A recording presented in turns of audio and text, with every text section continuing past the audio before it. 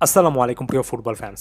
রিয়ালের সাবেক footballer Gareth Bale মনে করছেন যে এই মুহূর্তে ব্যালন ডিওরের রেসে স্পষ্ট ব্যবধানে এগিয়ে আছেন ওসমান দেমবেলে এবং সবকিছু ঠিক থাকলে শেষ পর্যন্ত দেমবেলেরই এবারের ব্যালন ডিওরটা পাওয়া উচিত। এই বিষয়টা নিয়ে একটু আলোচনা করতে চাই, আলাদা করে ওসমান দেমবেলে সম্পর্কে এখানে কথাবার্তা বলতে চাই।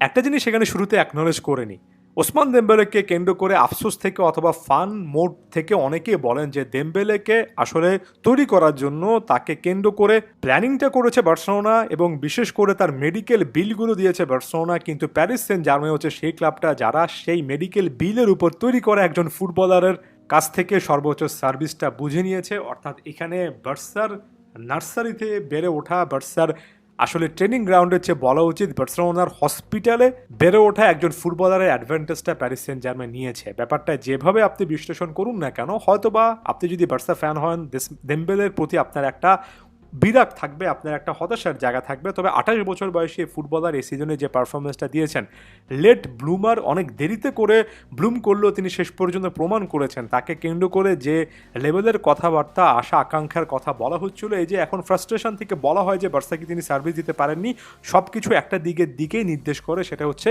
দেমবেলে সত্যিকার অর্থে সাবলাইম একটা ট্যালেন্ট, এমন একটা ট্যালেন্ট যার হয়তোবা আরও অনেক আগে অনেক কিছু করা উচিত ছিল, তবে অনেকটা লেটলি হলেও তিনি যে এই সিজনে এটা করতে পারছেন এটাকে আলাদা করে অ্যাকনলেজ করতে হবে।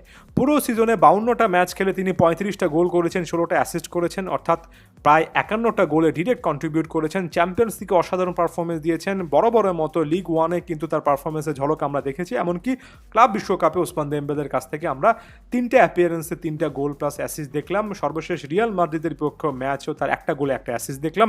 তার চেয়েও বড় কথা, আপনি যদি এই মুহূর্তে প্যারিস সেন্ট জার্মের ফরমেশনে যান, ওসমান দেমবেলেকে আপনি সেন্টার ফরওয়ার্ড পজিশনে পাবেন। এক সাইডে খিচা কাভারেজখেলিয়া, আরেক সাইডে ইয়াং ট্যালেন্টেড ফুটবলার ডিজায়ার দুয়ের পাশে আপনি যখন ওসমান দেমবেলেকে অনেকটাই সেন্ট্রাল একটা রোলে পাবেন, তখন মনে হবে যে দেমবেলে তার পজিশনটা স্যাক্রিফাইস করেছেন। আমার কাছে মনে হয় নিজেকে আপগ্রেড করেছেন।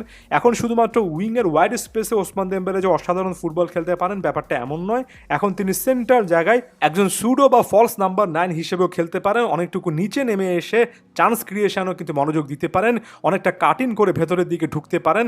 এখন 1 ভার্সেস 1 সিচুয়েশনের পাশাপাশি সামনে যখন অনেক প্লেয়ারের জটলা থাকে সেখানেও তিনি কিন্তু আসলে ড্রিবল কমপ্লিট করতে পারছেন, সেখানেও তিনি ডিবক্সের মধ্যে পাস দিতে পারছেন। ওসমান দেমবেলের ক্যারিয়ারে বা তার স্কিল সেটে নতুন অনেক অস্ত্র যুক্ত হয়েছে এবং আরও একবার থ্যাঙ্কস টু লুইস এনরিকে তিনি যোগ করেছেন। তিনি এই প্লেয়ারটাকে যেভাবে আসলে ম্যানেজ করেছেন, বিশেষ করে কিলিয়ান এমবাপে যাওয়ার পরে প্যারিস সেন্ট জার্মের ফাইনাল থার্ডের ওভারঅল ব্যালেন্সটা নষ্ট হয়ে যাবে, নির্ভরতা ছিল তার উপর অনেক বেশি, ফাইনাল থার্ডটা অত বেশি অ্যাক্টিভ হবে না, এমন ধারণা যারা করছিলেন তাদেরকে যেভাবে বুড়ো আঙ্গুল দেখাতে তিনি ওসমান দেমবেলেকে ব্যবহার করেছেন, লুইস এনরিকের প্রতি শ্রদ্ধা ভক্তি আরও একবার বেড়ে গেল। এখন আমি ব্যালন ডিওর প্রসঙ্গে চলে আসি। আমাকে যদি জিজ্ঞেস করেন এই মুহূর্তে ওসমান দেমবেলে ব্যালন ডিওরে ফেভারিট কিনা, যদিও এটা একটা ভোটিং প্রসেস, যদিও শেষ মুহূর্তে ভোটারদের মধ্যে ইন্ডিভিজুয়ালি অনেক কিছু কাজ করে, আমার কাছে মনে স্ট্যাটিস্টিক্যালি ট্রফি জয়ের দিক থেকে এবং সব মিলিয়ে এই সিজনে ব্যক্তিগত অবস্থানে জায়গাতে ওসমান দেমবেলে একেবারে হট ফেভারিটের জায়গায় আছেন। দেমবেলে যদি শেষ পর্যন্ত ব্যালন ডিওরের রেসে ফেভারিট না হন আমি সবচেয়ে বেশি অবাক হব। তবে ওয়ান ফাইনাল ড্যান্স কিন্তু তার সামনে অপেক্ষা করছে।